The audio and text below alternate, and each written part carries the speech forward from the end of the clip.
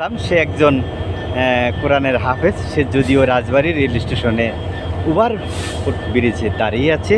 আমি ওনার কাছে এই অভিজ্ঞতা সম্বন্ধে জানবো যে এখানে যে দেখছেন বিভিন্ন ধরনের ঝংদার, আমি নামটা যদিও বলবো না, আমি এর কাছ থেকে জানবো। আচ্ছা, এটা কি হতে পারে তুমি একটু বলো দেখি। এটা খোয়া দিয়ে তৈরি হয়েছে, যে রেলে যে খোয়া থাকে না, সেই খোয়া দিয়ে এটা তৈরি হয়েছে। আচ্ছা, তুমি বলতে চাও এটা খোয়া দিয়ে তৈরি হয়েছে, তাই না?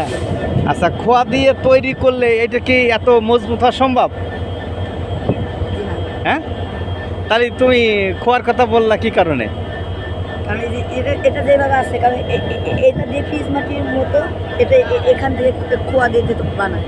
এটা খোয়া দিয়ে বানায় মানে পিস মাটির মতন জোড়া লাগানো আছে, আস্তে আস্তে খসে খসে পড়ে যাচ্ছে। এটা তুমি বুঝাইতে চাচ্ছ, তাই না? আর তুমি কি বলতে চাচ্ছ? হ্যাঁ, লোহাদা তৈরি। আচ্ছা দর্শক, কার উত্তরটা সঠিক হবে? কি নাম তোমার? হ্যাঁ, আব্দুল্লাহ আল রাজ্জাক আনসারি। যাক, সুন্দর একটি নাম, আব্দুল্লাহ আনসারি বললেন এটা লোহাদা তৈরি। আর এই ছোট্ট ভাইটি বললেন, তোমার নাম কি জানো? মোহাম্মদ শরীফুল ইসলাম। সে বলেছে এরা খোয়া দিয়ে তৈরি, অথবা যে মাঝে যে খোয়া দেখছেন সে খোয়াটা তৈরি। তাইলে এখন দর্শক কোনটা সঠিক হবে? এ বলেছে লোহা, এ বলেছে খোয়া। কি সঠিক?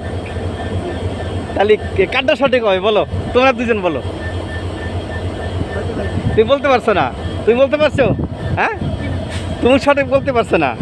দর্শক, আপনারা বলবেন কমেন্টের মাধ্যমে যে এই দুই হাফেজ একজন হাফিজ দিয়ে পড়তেছে, এর মধ্যে সঠিক কোনটা হতে পারে।